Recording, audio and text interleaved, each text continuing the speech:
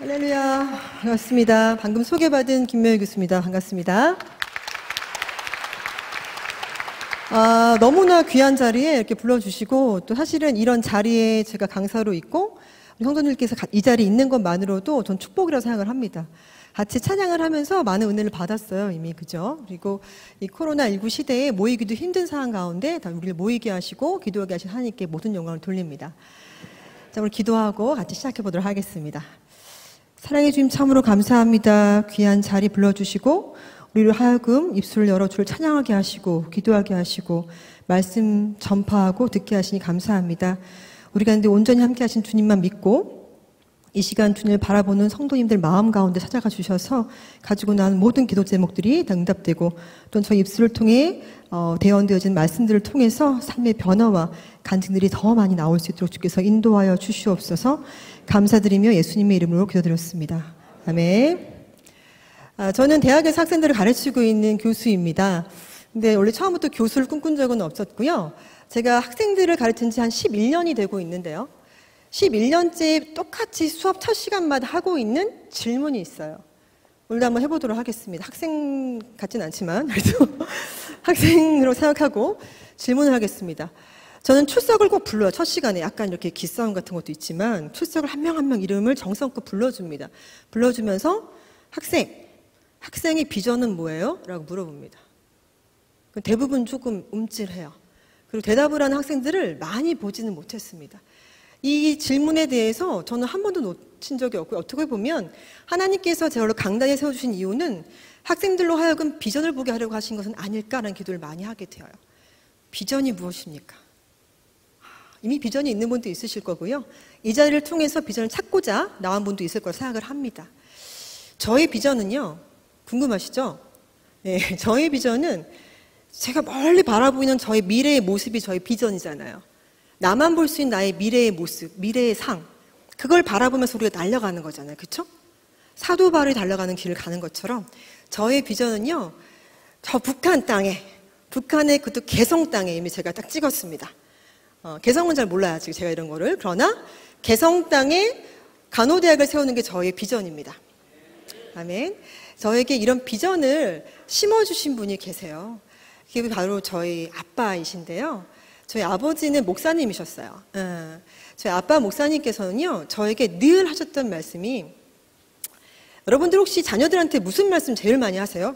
지금 질문이 많은 편에 속하는 수업을 방식이 있기 때문에 여러분 지금 곰곰이 생각하는 시간을 드리도록 하겠습니다. 나는 자녀한테 가장 많이 했던 말이 무엇인가 생각했을 때 혹시 공부를 시작하나요? 꼭 학생들은 입장에서 보게 되면 공부하려고 딱 앉는 순간 엄마가 공부해라 이렇게 하잖아요. 그렇죠? 그럼 딱 하기 싫어지죠. 근데 저는요, 공부하라는 말을 한 번도 듣고 자란 적이 없어요. 제가 가장 많이 듣고 자란 말은 어려운 사람, 병든 사람, 소외된 사람을 돌아봐라, 이 말씀을 가장 많이 듣고 자랐습니다. 정말 너무 많이 듣고 자랐고요. 그냥 그게 제 삶이 되었고 그게 제 철학이 되어버렸어요. 그래서 모두가 그렇게 사는 줄 알 정도로 그렇게 늘 어려운 사람, 병든 사람, 소외된 사람을 돌아보며 살아라 말씀하셨던 저희 아버지 예를 좀 전하려고 합니다.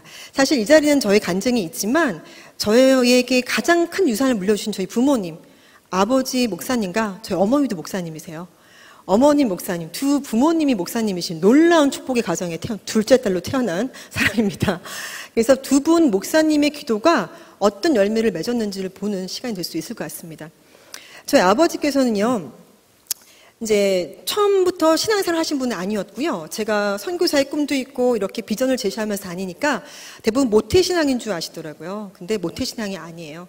제가 초등학교 3학년 때 저희 어머니가 너무 아프셨어요. 심장 쪽에 큰 질병을 가지셔서 죽음의 문턱까지 가셨습니다. 그래서 마지막으로 엄마께서 하시는 말씀이, 여보 나 좀 교회 좀 데려가 주세요. 나 죽기 전에 교회 가고 싶어요 라고 하신 거예요. 그래서 아빠께서 그 당시 공군이셨어요. 저를 보시면 알겠지만 좀 귀골이 장대하잖아요. 그래서 이렇게 좀 키도 더 크시고 제가 아빠랑 똑 닮았거든요. 그래서 아빠께서 엄마를 들쳐업고 어린 두 딸을 데리고 처음 그 근처에 있는 지하에 개척되어 있는 교회를 가신 게 저희 네 식구의 첫 신앙생활이었습니다. 근데 그 엄마를 죽음으로 몰아갔던 그 질병들이 예수를 믿고 나서 고침을 받은 거예요. 그래서 두 분 부모님께서는요, 그 뒤로 정말 죽기까지 하나님만을 바라보고 달려가는 분들이 되셨습니다. 그래서 나라에 엄청나게 충성되었던 군인이었던 아버지께서는 하늘나라의 군사로 살아가기 시작하셨어요. 그래서 아빠께서 그래서 신앙생활을 시작하시고 너무 은혜를 많이 받으시니까 목회를 하겠다. 그래서 나 목사님의 길을 걸어서 목회를 통해서 많은 사람들에게 이 양들을 먹이는 목사가 되겠다고 하셔가지고요. 제가 중학교 때부터 이제 신학대를 다니시면서 하셔가지고 고등학교 때 목사 안수를 받으세요. 그리고 공군이셨는데 이제 사표를 쓰고 나는 이제 목회를 할 거니까 안양에 있는 어떤 지하에 또 교회를 개척합니다. 그렇죠? 그래서 지하 교회를 또 개척해서 지하 교회를 다니게 되는데요. 문제는 제가 2학년이었던 그 때죠. 그래서 94년도에 공군의 사표를 이미 내셔가지고 수리가 되는 중에 갑자기 김일성 사망 사건이 생깁니다. 아버지께서 계획했던 대로 이루어지지 않고 사표 수리가 안 돼요. 그래서 개척했던 교회는 그대로 두면서 처음에는 왔다 갔다 하시면서 사역을 하시다가 더 이상 사표 수리가 안 되는 것을 아시고 정말 안타깝지만 교회 문을 닫으신 상태에서 나라로 다시 복귀하셔가지고 온전히 그 상황들을 이렇게 좀 수습하기 시작하셨어요. 공군 원사로 예편하셨는데요. 그런 과정 중에서 이제 너무나 사역하고 싶었는데 못 하시니까 제가 공군 아파트에 살았었거든요. 근데 그때 대방역이 가까워요. 거기서 오신 분이 있는지 모르겠습니다. 근데 대방역에서 퇴근하신 이후에 또 주말에 토요일도 그때는 다 근무를 했단 말이에요. 근데 그때 이후에도 늘 노방전도를 하시면서 많은 사람들이 나의 전하는 소리를 듣고 한 명이라도 천국 가면 그게 얼마나 큰 축복인가. 한 영혼을 천하보다 귀하게 여기시는 하나님을 난 믿는다라고 하시면서 노방전도를 엄청나게 하셨어요. 대방역에서 엄청나게 노방전도를 하시면서 그날도 하시던 중에 예수님을 믿으세요로 전하다가 쓰러지셨어요. 쓰러지셔가지고요. 가난 판정을 받게 되십니다. 가난 판정을 받으시고요. 6개월 만에 소천하셨어요. 네, 저는 사실은 그때 저도 뜨거운 믿음이 있는 사람이었고 우리 아빠 나으시겠지라고 생각했는데 소천하셨어요. 근데요, 아버지의 장례식에서 제가 또 한 번 정말 그리스도의 향기란 이런 건가를 알게 되었는데요. 그게 뭐였냐면 아버지 장례식을 갔어요. 근데 그전에도 저희 아빠의 삶 자체는 말로만 어려운 사람, 병든 사람, 소외된 사람 돌아봐 라고 하신 게 아니라 당신께서 몸소 정말 자녀들은 돌보지 아니하시고 자녀들은 어느 학원도 보낼 돈이 없다 하시면서 그렇게도 아무것도 보내지 않고 문제집도 잘 안 사주면서 그렇게 모든 곳에 장애인 있는 곳에 다 달려가시고 어느 날은 어딘가 갔다 오시더니 소파에 쭈그려서 주무시는 거예요. 그래서 아버지 왜 여기서 주무세요? 소파에서 주무세요? 쭈그리고. 그랬더니 내가 어떤 비닐하우스를 갔다 왔는데 거기서 생활하시는 분들이 있더라. 내가 그거 보고 와서 어떻게 잠을 잘 수 있겠니? 라고 하시면서 그렇게 그러니까 그런 정말 마음으로 아파하시면서 그들을 도왔던 삶을 사셨던 분이에요. 그러다 보니까요, 나라에도 충성하셨지만 그 외에 모든 시간은 그렇게 정말 어렵고 병든 사람을 돌아보는데 온 힘을 쏟으셨던 거예요. 그래서 장례식에 정말 목발 짚고 오시는 분, 휠체어 타고 오신 장애인 분들부터 해서 공군 참모총장까지 정말 높은 분부터 낮은 자리 있는 분들 다 오셔가지고 저희 손을 잡으시면서 저희 아버님 조남이 김삼자 권자 목사님이시거든요. 김삼권 목사님께서 우리한테 이런 거 해주셨는데 깜빡하게 그런 모든 나왔던 얘기들 하시면서 저희를 위해서 기도해 주시는 거였습니다. 저는 어린 나이였고 대학교 1학년이었거든요. 대학교 1학년이었지만 그때 이런 죽음이 정말 영광스럽다 이런 생각을 하게 되었던 적이 있어요. 온몸으로 그리스도의 향기를 나타내는 삶을 사셨던 분이 저희 아버지라는 게 너무 감사하고 사실 그 얘기를 제가 이 시간에 하지 않으면 아무도 모르고 그냥 지나가는 이야기잖아요. 20년 전에 그 이야기를 20년 후에 당신의 딸이 이 자리에 서서 당신의 타협했던 것들을 전할 거라고 생각하셨을까요? 그것이 바로 비전이라고 생각을 합니다, 저는. 왜냐하면 어렵고 병든 사람을 돌보기 위해서 자녀들한테 아까 농담이 아니라 해주신 게 별로 없어요. 아무것도 없으시고요. 저는 제일 다니고 싶었던 게 사실 피아노 학원이었어요. 왜냐면 지금 피아노 잘 치게 생겼잖아요. 그리고 또 목사님이 두 분이시니까 개척할 때마다 반주자가 늘 필요한데 제가 반주자로 한 20년 살았던 사람인 것 같습니다. 근데 학원을 안 보내주시는 거예요. 다른 사람 돕느라고 돈이 없다고 하시면서. 근데 어느 날 가정집에서 하는 피아노 학원을 다니게 되었어요. 초등학교 3학년 때. 다니게 되었는데 이유가 언니를 보내면 동생도 같이 받아주겠다. 1+1. 그래가지고 제가 같이 가서 1년을 배웠는데 너무 잘 쳐가지고요. 피아노 반주자로 막 열심히 섬길 수 있는 이렇게 되었습니다. 그런 삶을 사셨는데요. 어느 날 가서 보니까 어떤 어려운 교회에 가서 반주자분이 저를 오더니 감사 인사를 하는 거예요. 아버지 김상훈 목사님 덕분에 학원 잘 다니고 있어요. 그래서 혹시 저의 간증을 듣는 미자립 교회의 우리 목사님 자녀분들은요, 제 간증을 끝까지 잘 들었으면 좋겠어요. 아버지, 어머니가 자녀들을 보다 자신들의 양들을 더 사랑했을 때 어떤 결과가 나오는지를 제가 오늘 보여드리려고 합니다. 내 이웃을 내 자신같이 사랑하라. 그리고 오늘 본문 말씀처럼 마음을 다하고 목숨을 다하고 힘을 다하고 뜻을 다해서 하나님을 사랑하고 이웃을 사랑하라. 이 말씀을 정말 수도 없이 읽었겠지만 그 말씀을 생활로 실천하는 것은 정말 쉽지 않은 일이라는 것을 우리가 모두 다 알고 있을 것 같아요. 저는 원래 꿈은요, 교수도 아니었고 아까 IMRN의 대표라고 소개받았는데 그런 CEO도 아니었습니다. 저의 원래 꿈은요, 아프리카 선교사였어요. 지금 보인 사진을 제가 한 장 띄워드릴 건데요. 이 사진을 보시면서 여러분 어떤 생각이 드세요? 사실 여기 사진 속의 아이를 제가 처음 본 순간 내가 저 아프리카를 가야겠다고 생각했던 게 초등학교 4학년 때입니다. 저도 엄마 아빠를 따라서 교회를 다니면서 부흥회 시대에 막 부흥회를 참석하고 하면서 은혜를 받은 초등학생 아이였어요. 그래서 그때 지금은 TV지만 그땐 텔레비전이죠. 이렇게 돌려서 보는 그 텔레비전에 저 사진과 아이가 나오는데 지금 이 아이는 좀 깨끗한 편이고요. 그 당시 제가 봤던 이 기아에 굶주렸던 아이는 콧물이 막 흐르고 파리가 붙어 있어요. 근데 손으로 이렇게 한번 할 힘도 없는 것 같았어요. 이렇게 가만히 있길래 초등학교 4학년이었던 저는 그것을 보면서 저기를 가야겠어. 내가 가서 내가 세수를 시켜줘야겠다. 딱 그 한마음이었어요. 그 초등학생. 그래서 선교사가 돼서 저기 가서 세수를 시켜주는 사람이 돼야겠어. 그렇게 생각을 한 겁니다. 그리고 세수를 시켜주기만 하고 오면 좀 그러니까 간호학과 괜찮다. 간호사가 돼서 좀 돌보기도 하고 이렇게 해가지고 하면 어떨까 해가지고 아버지께 말씀을 드려요.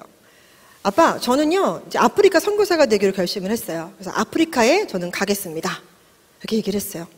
저희 아빠 목사님께서 그 말씀을 딱 들으시더니요, 얼마나 좀 어떻게 생각하세요, 여러분? 여러분의 어린 딸이 갑자기 오더니 아빠, 저는요 다 됐고요, 아프리카 갈게요. 저 세수 좀 시켜줘야겠습니다. 이렇게 할 때, 야 들어가 공부나 해. 막 이렇게 하실 거예요? 모르니 얘가 이렇게 하실 겁니까? 근데 저희 아빠 목사님께서 어떻게 하셨냐면요, 너무나 귀하다. 내가 아빠로서 너한테 해줄 수 있는 것이 많이 없지만 축복 기도해 줄게. 일로 와. 무릎 꿇어라. 기도해 줄게. 머리에 손 얹고 내가 너를 안수해 줄게. 내가 목사니까 안수 기도해 줄게. 하더니 저는 그 장면을 지금 20년이 지나도 잊은 적이 한 번도 없어요. 저희 집에 조르고 졸라 샀던 중고 피아노가 한 대 있었는데 그 피아노 앞에 무릎을 딱 꿇었습니다. 아빠께서 그 앞에서 모늘에 손을 딱 얹으시더니 엄청난 축복 기도를 하시는 거예요. 주님, 이 딸을 기억하시고 세계 속에 크게 쓰임받는 여종이 되어서 곳곳을 다니며 주님을 전하고서 들으면서 점점 너무 커진다 생각을 했지만 그때는 이제 너무 어린 딸이 있고 저는 어쨌든 저기 아프리카 가는 거니까 세계를 가긴 가죠. 하면서 아멘, 아멘 하면서 기도하는데 눈물로 어려운 자, 병든 자, 소외된 자를 돌아보는 삶을 살게 주시옵소서, 축복해 주시옵소서 계속 축복 기도해 주시는 거예요. 부모의 축복의 기도가 얼마나 귀한지 모르겠습니다, 여러분. 여러분들이 자녀들한테 야, 돈 줄게, 이거 줄게, 야, 건물 줄게, 이거보다 더 귀한 건 그래, 너의 꿈은 정말 귀하다, 축복해 줄게, 기도해 줄게. 이게 얼마나 귀한지 모르겠어요. 이거는 할 수 있잖아요, 우리가. 그렇죠? 축복 기도. 그리고 또 한 가지, 초등학교 3학년, 초등학교 4학년 아이들의 꿈을 무시하지 마세요. 그 아이들이 내뱉는 그 꿈을 그렇구나, 기도해 봤니? 그래, 정말 귀한 꿈이다라고 인정해 주시길 좀 바라겠습니다. 그리고 저희 그 축복기도에서 우리 김삼건 목사님께서 돌아가신 다음에요, 또 놀라운 일이 발생을 했어요. 어떤 거였냐면요, 아버지의 유품을 엄마와 저와 언니가 눈물 흘리면서 정리를 하는데요, 수첩이 하나 나왔어요. 수첩을 열어봤습니다. 아버지께서 막 써놓은 것들이 많은데 수첩에 너무 많았어요. 세기도 힘들 정도로 어느 장애인 쪽에는 한 달에 2만 원, 어디 비닐하우스는 어디다가 2만 원, 저기 미자리 교회에 있는 어디 목사님 댁 그쪽 교회는 뭐 10,000원, 30,000원, 2만 원 쭉쭉쭉쭉 써가지고 한 20 몇 군데 이상을 막 써놓으신 거예요. 생각이 났어요. 명혜야, 어딘가를 도울 때 한 군데 크게 딱 돕는 것도 참 좋지만 어려운 분들은 매달 얼마씩 조금이라도 계속 지속적으로 돕는 것이 정말 중요하다. 그 말씀을 하셨어요. 한 번 딱 가서 뭔가 딱 주는 것도 정말 은혜롭고 좋지만 매번 아무도 가지 않는 곳을 꾸준히 찾아가는 게 정말 중요해 라고 말씀하셨습니다. 이 품을 보면서요, 제가 이런 삶이 그리스도의 향기를 나타내는 삶이구나. 그리고 이분이 나의 아버지구나. 이 생각을 하니까 사실 지금도 너무나 감사한 건 그거 하나예요. 저한테 물려준 재산은 10원 한 장도 없지만 가장 큰 믿음의 우선을 주신 것이 아닌가. 저는 정말 축복받은 사람이다 생각을 합니다. 저희 엄마께서는 아빠 돌아가시면서요, 아빠 임종을 지켜보셨는데요, 아버지께서 마지막에 이제 간암이니까 얼마나 많이 야위셨겠어요. 거기 누워만 계셨는데 마지막에 이렇게 뭔가를 보시면서 주여, 주여 일어나다가 툭 떨어지셨대요. 그래서 저한테 그런 회상을 하실 때마다 야, 명혜야, 너희 아버지는 예수님 같은 분이었다? 라고 말씀하세요. 이게 부부간에 할 수 있는 얘기입니까? 웃으시는 분들 아실 겁니다. 예수님 같은 분이었다라는 그 어머니 말씀에 맞아요 엄마, 아빠 예수님 같은 분이었어요. 죽기까지 정말 그렇게 살다 가신 분이었어요 라고 같이 고백할 수 있었던 그런 가정이었던 거로 기억을 합니다. 아까 같은 사진을 보면서 아프리카 선교사의 꿈을 안고 강호대학에 진학을 했습니다. 진학한 이후에 저의 대상 국가가 바뀌는 사건이 발생을 해요. 그게 뭐냐면 의료인이 되면 이제 저는 대학생 선교회 아가페에서 훈련을 받았는데요. 2년에 한 번씩 의료 선교대회를 크게 엽니다. 모든 대회 훈련에 빠진 적이 없어요. 저는요. 훈련이 너무너무 귀했기 때문에 다 받았는데요. 의료 선교대회를 참석을 했습니다. 그때 대학교 1학년 가을이었어요. 가서 이렇게 같이 모여 앉았는데요. 어떤 강사 목사님께서 북한에 대해서 얘기하겠다는 거예요. 그래서 북한 좀 새롭다. 들어봐야겠다라고 앞자리에 앉았습니다. 원래 앞자리에 앉는 분들이 조금 장학생, 열심히 듣겠다는 의지가 있는 분들이시죠. 앞자리에 앉았어요. 저도 앉아가지고 듣다 보니까 목사님께서 이런 질문을 하셨어요. 혹시 학생들, 여러분, 이 땅에 굶어 죽는 나라는 정말 많은데요, 얼어 죽는 나라, 굶어 죽으면서 얼어 죽는 나라를 아십니까? 라고 물으셨어요. 그 목사님은 미국 식민권자가 있으셔갖고 한국인이었지만 왔다 갔다 하시면 북한을 들어가셨던 분인데요. 그런 질문 던지는데 저는 순간 정말 전율이 흘렀어요. 그러면서 여러분, 굶어 죽는 나라 많은데요, 굶어 죽고 얼어 죽는 나라가 바로 우리 민족 북한입니다 라고 하시는 거예요. 그럼 북한의 모든 실상을 막 말씀하십니다. 말씀하시는 거예요. 지금 사진도 하나 보여드릴 건데요, 요거 지금 사진이 보이시죠? 우리 아이가 정맥 주사라는 걸 맞고 있는 중이에요. 어떤 이유인지 모르겠으나 열이 나는지 무슨 문제가 있는지. 자, 저기 위쪽에 초록 색깔 병이 무엇일까요? 무엇일까요? 질문이 많죠. 저 초록색 병이 보이십니까? 저 초록 색깔 병이 바로 맥주병 수액이에요. 수액을 맞아야 되는데 수액이 없으니까 맥주병을 삶아가지고요, 정말 똑똑한 민족은 맞는 것 같아요. 우리가 설탕을 적당히 끓여가지고 받아낸 것은 ODW는 포도당 수액, 소금을 끓여가지고 받아낸 것은 이제 우리 뭔가 동일한 노말셀란이라고 부릅니다. 그런 용액을 만들어서 수액을 맡고 있는 모습을 보고 있는 거였죠. 저는 그래서 북한에 대한 그런 모든 실상을 들으면서 저기였구나, 내가 갈 곳이 저기였어라고 생각합니다. 강사 목사님이 그러시더라고요. 이런 북한에 여러분 같이 가야 되지 않겠습니까? 그거 다 아멘했어요. 일어나십시오. 그래서 일어났어요. 가야 되니까. 근데 뒤가 좀 휑하더라고요. 같이 갈 사람 일어나십시오. 그래서 헌신하고 딱 일어났는데 딱 뒤가 좀 휑했어요. 보니까 여기 한 3명, 저쪽 3명 한 그 뒤에는 가만히 계시는 분들이 많았어요. 그래서 저는 근데 그때 그 마음이 지금까지 한 번도 변한 적이 없어요. 할렐루야. 주님이 주신 마음이 너무 귀하고 감사해서 제가 하는 게 아니기 때문에요. 저는 이런 자리에 자꾸 서게 되고 어딘가에 올라가게 되는 일이 생기는데요, 사람들이 저로 하여금 어딘가 나서는 걸 좋아하는 줄 아시는, 절대 그런 게 아니고요. 저의 가장 주님 앞에서 다른 특기 하나가 뭐냐면 여러분들과 똑같이 자리 지키기입니다. 그 자리 지키기. 지금도 기도해요. 하나님, 모두 떠나간다 하더라도 저만큼은 하나님께 떠나지 않게 해주세요. 그 자리 지키게 해주세요. 그 기도를 합니다. 혹시 계신 곳의 상황들에서 크리스찬들이 한 명씩 떠나가는 일이 생긴다 하더라도 그 자리에 지키면서 끝까지 기도한 사람, 나의 길을 저도 기도하겠습니다. 북한 땅에서 가겠습니다. 그리고 그 뒤로 매일매일 북한. 나 북한에 갈 거야. 북한 선교야. 북한 갈 거야. 사람들이 그때 어떻게 봤을까요, 저를? 지금은 그래도 조금 낫지만. 이렇게 북한 하고 다녔던 제가요, 그 뒤로는 이제 북한에 가면 뭘 할 수 있을까를 고민하면서 계속 계획을 세웁니다. 난 강호사가 돼서 아마 들어가가지고 한 명 한 명 만나서 이렇게 약을 발라줄까? 막 생각을 합니다. 그러면서 제가 이제 첫 대학 졸업하고 직장을 가게 됐는데요. 그때 여러분들의 계획과 하나님의 계획이 다를 때 우리 안에 아까 찬양했지만 실수하지 않은 분이심을 믿으십니까? 믿어야 됨을 제가 지금 말씀드릴게요. 제가요, 병원에 처음 발령받고서 이제 지망을 하래요. 지망. 어디 가고 싶니? 쓰는 게 있었어요. 1지망, 2지망, 3지망. 여러분도 가고 싶은 데 쓰는 적 있잖아요. 대학 가고 싶은 대학 쓰는 거 있잖아요. 쓰는 건 우리 마음이니까. 그래서 지망을 쓰라서 썼으면 1지망, 수술실. 왜? 난 크리스찬이라서 주의를 지키고 싶었어요. 수술실. 2지망, 정형외과. 딱 보셔도 약간 터프하잖아요. 정형외과랑 어울리지 않습니까? 팔 떨리셨나? 딱 꾸미시고, 묶으시고, 딱 이렇게 하시는 거. 그래서 정형외과가 너무 잘 맞고, 내과 환자들을 보는 게 아픔이 있었어요. 아빠 때문에. 3번 이렇게 적었습니다. 정중하게 적었습니다. 3번.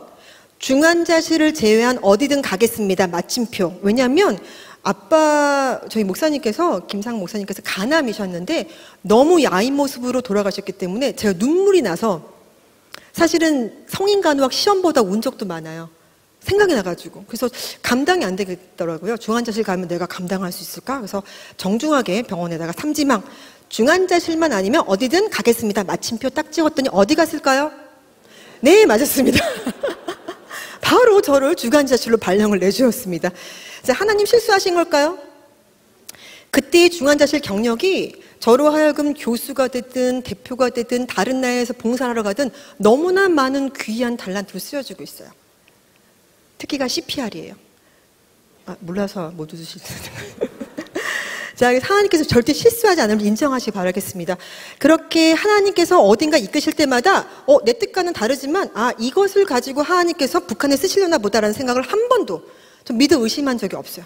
늘 그렇게 생각하며 있는 중에 어느 날 전화가 한 통 걸려옵니다. 전화 왔어요. 혹시 김명희 간호사 선생님이세요? 네. 그랬더니 혹시 북한 개성병원에 좀 갈 수 있으세요? 그러는 거예요. 그래서 북한 개성이요? 네, 북한 개성에 갈 간호사를 구하고 있습니다. 그래서 네, 제가 가겠습니다. 저는 벌떡 일어나서 90도 감사합니다. 제가 가겠습니다. 제가 북한 갑니다. 개성 갑니다. 감사합니다라고 전화를 받았고요. 그때 전화를 걸었던 분이 여기 같이 와 계시기도 한데 간다고 하고 끊고 보니까 북한에 가서 사는 건지 왔다 갔다 하는 건지 모르겠고 뒤에 보니까 딸들이 놀고 있어요. 6살, 3살 애들도 막 있고. 이게 어떻게 된 건가 싶었는데 나중에 알고 보니까 이제 일주일에 한 번씩 또는 한 달에 2번 이상 정기적으로 개성병원에 개성공단이 만들어졌던 해예요. 2008년 개성병원 만들어지고 그 공단에 많은 근로자들이 이제 다치거나 상처가 생길 수 있으니까 이제 의료진을 파견하는 부분들 때문에 제가 들어가서 그쪽에 있는 이제 북측의 간호동무들을 가르치고 함께 이제 하는 그런 일들을 하는 그런 자리였습니다. 그래서 감사하게 갔는데요. 저한테 어떻게 전화가 왔을까 궁금했는데 다음에 전화가 한 번 더 왔어요.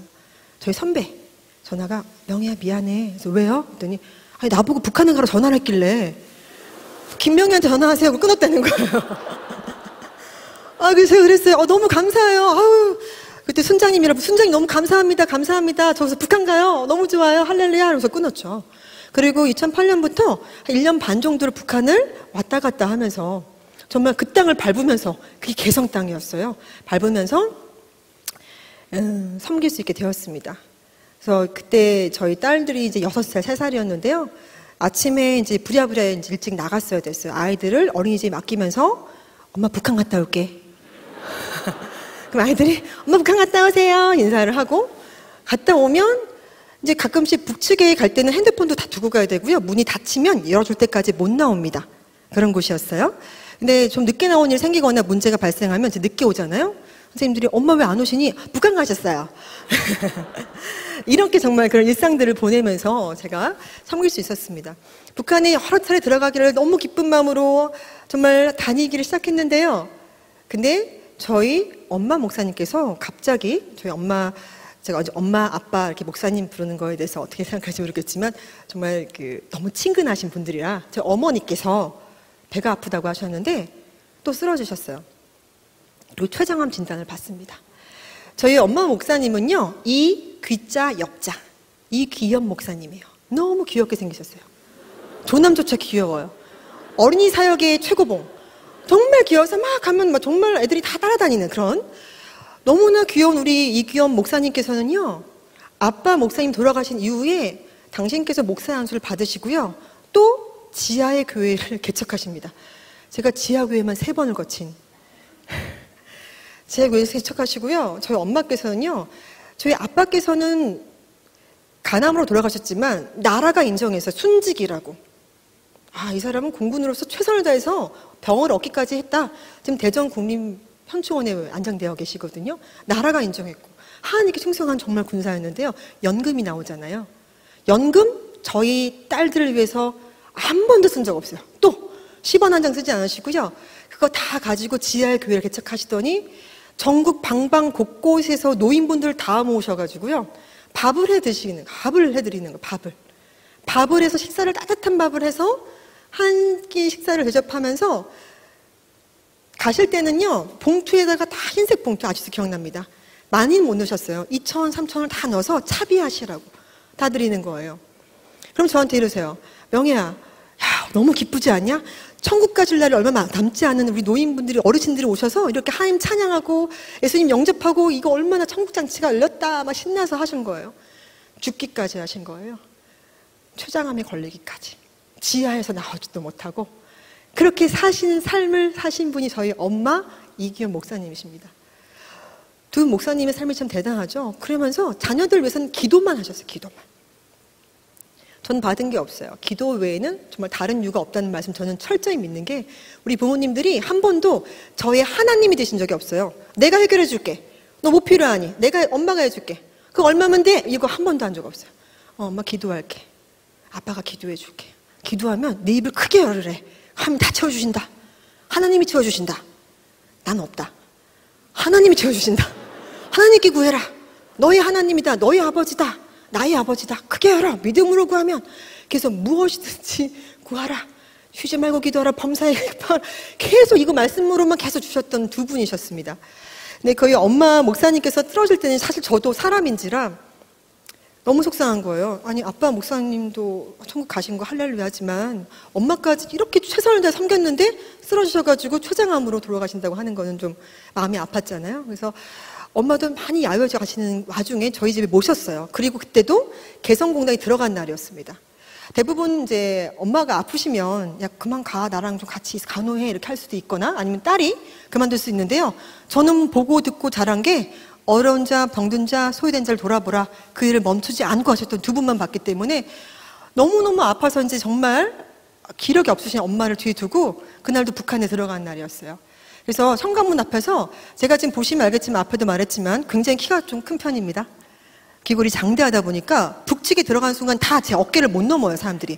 너무 튀는 거예요. 그래서 조금 너무 이렇게 도드라 보이지 않게 하려고 제가 운동화를 꼭 신고 다녔어요. 운동화끈을 막 묶고 있는데 뒤에서 어머니가 몸을 겨우 일으키시더니 아프신 당신을 두고 북한을 들어가는 딸에게 이렇게 말씀하십니다. 등에 대고요. 명혜야, 너 북한 들어갈 수 있는 거 아빠 기도 때문이다. 너희 아빠가 10년 넘게 기도 심었고 거기다가 극동방송 통해서 라디오 보내기 계속하셨어. 너 북한 땅 들어갈 수 있는 거 아빠의 기도 때문이야. 네가 가는 거 아니다. 엄마 기도해 줄 테니까 염려 말고 담대하게 갔다 와. 저는 그래서 믿었어요. 내가 북한에 들어가면 그 철창이 쫙 닫혀요. 그럼 북측에서 열어주기 전까지는 못 나옵니다. 그리고 핸드폰 가져갈 수가 없어요. 두고 가야 돼요. 남북 출입국 사무소에다가 두고 올라가야 됩니다. 갔다 오는 동안 우리 엄마 하나님께 지켜주실 거라는 믿음이 있었어요. 정말 담대함으로 갔다 왔습니다. 그리고 제가 북측에 들어가 있는 순간은 엄마가 돌아가시지 않으셨어요. 근데 마지막 병상에서 나에게 담대하게 갔다 오라고 정말 엄마만큼 목숨을 내 기도해 주시는 분이 또 어디 계시겠습니까? 그렇죠? 근데 엄마께서 마지막 병상을 제가 다 지켰는데요. 간호사니까 또 중환자실 간호사였잖아요. 다 있는데요. 그 담대했던 저도 믿음이 흔들리는 사건이 생겨요. 그러니까 일어선 줄 아느냐? 넘어질까 조심해라는 말씀도 기억해 되는 게, 저는 베드로가 너무 좀 안타깝더라고요. 아니, 파도 친다고 왜 빠졌을까? 파도 치면 예수님만 보고 바로 가야지 했는데 파도가 치더라고요. 엄마가 딱 누워 계시고 모든 모니터를 제가 볼 줄 알잖아요. 중환자실 간호사였으니까. 근데 모니터 수치 갖고 흔들리는 거예요. 그러면서 제 믿음이 이거는 의학적으로 판단했을 때 좋지 않은 예후인데 흔들린다. 어떡하지? 그 순간 저도 모르게 전화를 걸게 되더라고요. 언니 지금 빨리 와야 될 것 같아 라고. 엄마한테 말씀드렸어요. 엄마 이렇게 가시면 저 북한 들어갈 때 누가 저를 기도해 주나요? 너무 슬픈 거예요. 엄마 저를 쳐다보세요. 그리고 엄마, 아니 전국에 있는 노인들 다 데려다가 우리 한 번 자식들한테 양말 하나 안 사주면서 다 퍼주고 먹여주고 세워주고 다 해서 결국에 암으로 돌아가시는 거 이게 맞아요? 엄마 이렇게 사역하신 거 아무도 몰라요. 엄마 누가 알아요? 그 지하교에서 혼자 하신 거 누가 알아요? 아무도 몰라요. 엄마 누가 알아줬어요? 누가 알아요? 엄마께서 저를 보시더니요 탁 치세요. 한마디 하셨어요. 주님은 아시겠지. 이 한마디입니다. 저는 그 엄마의 마지막 말씀, 주님은 아시겠지. 그 말씀으로 저도 이 자리까지 섰습니다. 주님만 아시면 되는 거 아닌가요? 엄마의 말씀 들으면서 엄마께서 저한테 이러십니다. 명혜야, 너는 어디서든지 메시지를 전할 수 있어야 된다? 갑자기 돌아가신 날 하신 유언이에요. 저는 들으면서 또 아빠가 전 축복기도 했던 것처럼 세계 속에 크게 쓰임받는 막 하실 그때가 떠오르면서 그냥 아멘 했어요. 메시지라고 하는 것은 여러 가지 종류가 있으니까. 제가 정말 이렇게 메시지를 전하려고 이 강당에 설지 몰랐죠. 근데 엄마께서 그러세요. 넌 어디서든지 예배 드릴 수 있어야 된다. 그리고 나의 마지막 예배를 네가 드려라.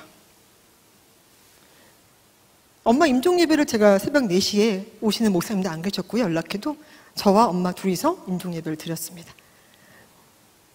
엄마 임종을 지켜보면서 전 또 한 번 내가 이 땅에 태어났고 어차피 죽음을 향해 가고 있는데 내 삶의 최악은 무엇인가?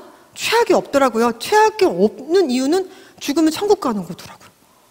이렇게 죽음을 맞이하는 분이 있고 저분이 나의 엄마구나. 엄마께서 나는 너무 행복하다.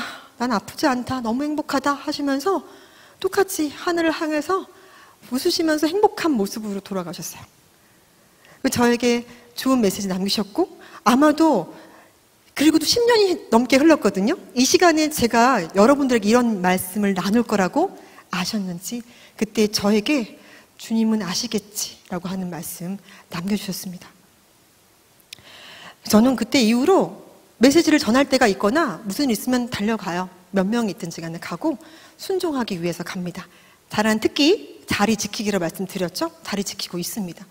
이제는 제가 확실히 알았어요. 하나님께서 저를 왜 쓰시는지를 확실히 알았습니다. 저를 쓰시는 이유는 제가 하나님의 기준에 합당한데요. 그 합당한 기준을 같이 보겠습니다. 그 기준은 성경에 나와 있어요. 고린도전서 1장 27절부터 29절 말씀을 같이 보도록 하겠습니다. 자, 같이 우리는 봉독하도록 하겠습니다. 시작.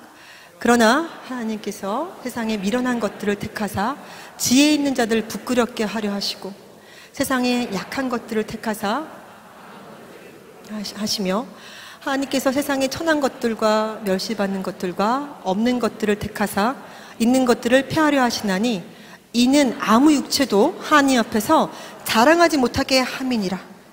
아멘. 아멘. 하나님께 저를 쓰시는 이유는요, 제가 미련하고 약하기 때문이래요. 얼마나 감사해요. 할렐루야. 좋은 대학 나오고 어디 나오고 저 간호학 박사거든요. 그래서가 아니래요. 여기 나와 있는 그대로 미련한 것들을 택해서 지혜 있는 자들을 부끄럽게 하고 약한 것들을 택해서 강한 것들을 부끄럽게 하려고 한다. 너의 힘으로 하는 게 아니야. 왜? 하나님만 자랑하게 하려고. 아멘입니다. 내가 가진 것으로 뭔가 해주려고 하는 생각을 내려놓는 순간 너무 행복해지는 거예요. 왜? 하나님이 쓰시는 기준에 합당하기 때문입니다. 여러분들은 하나님의 도구로 사는 그 자체를 너무너무 기뻐해야 되는 거죠. 하나님께서는 너는 마이크야 했는데 저 싫어요. 강대상 할래요. 할 필요가 없는 거예요.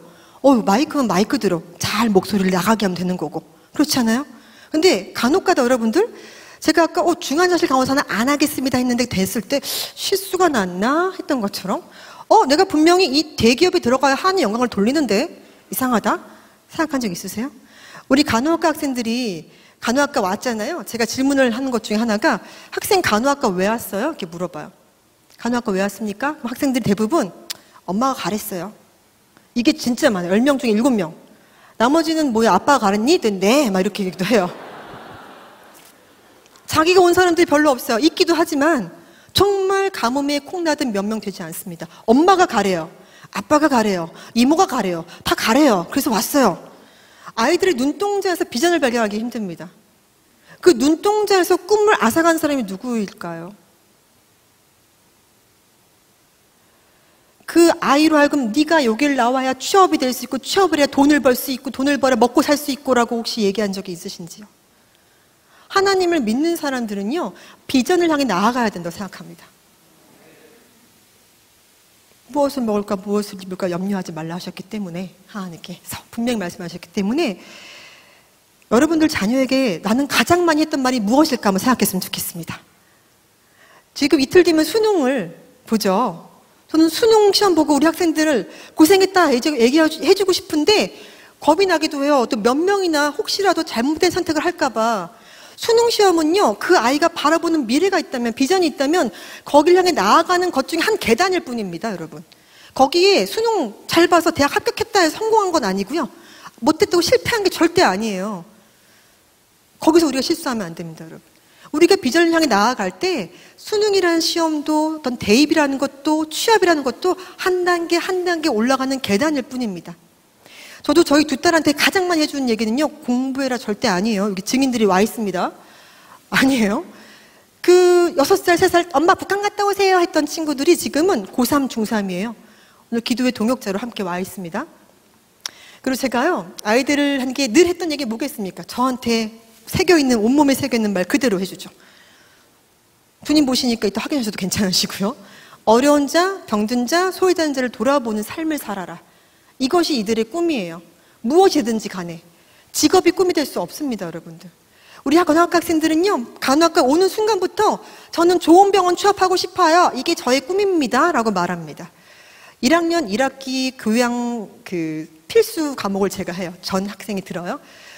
노트 꺼내세요. 다 적으십시오. 앞으로 병원 취업은 꿈이 될 수 없습니다. 적으세요. 라고 합니다. 취업이 꿈이라뇨. 취업된 순간 꿈은 이루어진 겁니까? 아니라는 거예요, 여러분들. 내가 바라보는 것을 향해 나가는 그 과정 중에 하나입니다.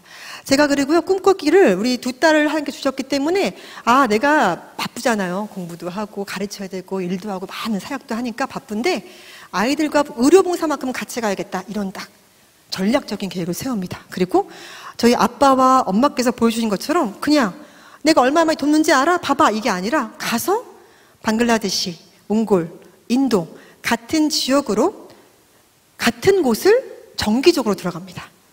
그럼 1년에 한 번씩 3년을 들어가도요, 단기 사역이 장기 사역이 될 수 있어요.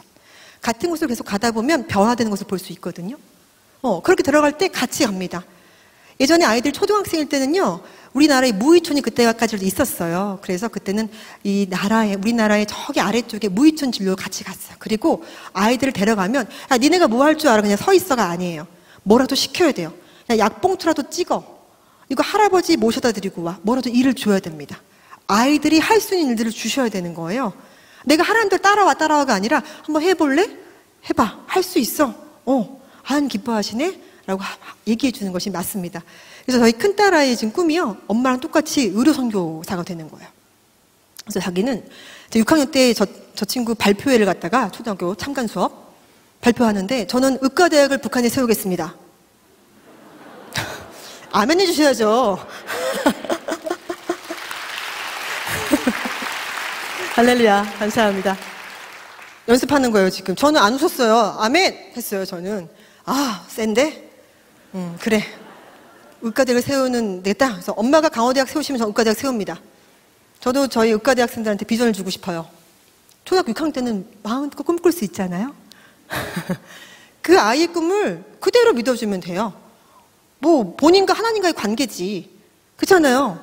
꿈을 갖게 하시니까 감사하면 됩니다. 그리고 지금 실제 그 꿈을 이루기 위해서 엄청나게 노력하고 있고, 하나님께서 지금까지 꿈을 한 번도 잃어버린 적이 없어요. 계속 달려가고 있습니다. 저는 제가 그 아이를 의사 만들 이유도 없고요, 의사가 됐다고 성공했다 할 이유도 없고요, 의사야? 돈 많이 벌어 할 관심도 없습니다. 아, 정말 너무 귀하다. 의료선고사가 돼서 자기 미국에서 공부하겠대요. 그래야 엄마 보니까 북한을 잘 못 들어가는 것 같대요. 한국 시민권자라. 미국 시민권자는 잘 들어가기 쉬울 것 같대요. 전략적입니다. 기도하고 있습니다. 같이 기도해 주셨으면 좋겠고요. 저 둘째, 놀라운 카리스마를 가진 아이가 나왔어요. 이 아이는 처음에는요, 의료봉사 갔을 때 약국에 넣었더니 약을 열심히 싸면서 약사가 되고 싶어요 했었어요. 그래서 아멘 했는데 조금 있다가 공부를 너무 많이 해야 될 것 같아요. 저는 그냥 가서 약을 싸기만 할게요. 약사. 열심히 합니다. 우리 둘째는요, 달란트가 어마어마해요. 막 드럼 치고요, 막 치어리더 하고요, 막 춤 잘 추고요, 막 피아노 엄청 잘 치고요. 너무너무 할 게 많은 거예요. 제가 두 아이가 기억할지 모르겠지만 두 자매가 하는 얘기를 들은 적이 있는데, 이제 둘째가 피아노 막 잘 치니까 나는 피아노 학원 원장할까봐 막 이렇게 얘기를 했어요. 언니가 그럽니다. 북한 가서 피아노 학원 차리게? 제가 아까도 대기실에 있으면서 너희들은 엄마랑 같이 북한 간다고 하는 게 다 그냥 우러나온 마음에서 우러나온 거니? 당연하죠. 이렇게 얘기하는 거예요. 북한을 가는 이유가 명확해요. 왜? 어려운 자, 병든 자, 소외된 자를 돌아보라는 말씀에 그들도 의지하면서 그들의 꿈을 그대로 인정하고 바라보면 됩니다. 함부로 규정짓지 마시고요. 그들의 꿈을 또 함부로 너 이거 해, 저거 해 하지도 않았으면 좋겠어요. 저도 교육자잖아요. 부탁드리고 싶은 말씀입니다.